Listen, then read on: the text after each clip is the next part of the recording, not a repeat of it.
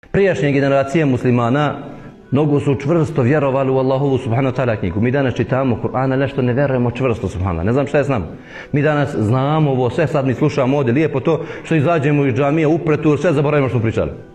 Znači, sekundu se čovjek promijeni. Kaže jedan od islamskih učenjaka, ti dobri, pobožni Allahovi robova, kaže, ja živim sa 3 kuranska ajeta koja su mi dovoljna za sve probleme svijeta. Sve rešavam sa ta 3 kuranska ajeta. Prvi kuranski ajet, kaže uzvišeni Allah subhanahu wa ta'ala, ako vam Allah da neku poteškoću, koje, odnosno niko je mimo Allaha ne mora otkloniti. Ako vam Allah da nešto dobro, niko od Allaha vam to ne može uzeti.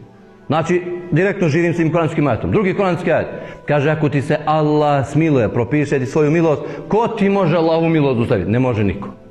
Ako ti Allah ne da milost, onda ti nema spasa. Treći kuranski ajet, nema ni jednog stvorenja, ni nebesima, ni na zemlji, a da mu nije nafaka kod Allaha subhanahu wa ta'ala.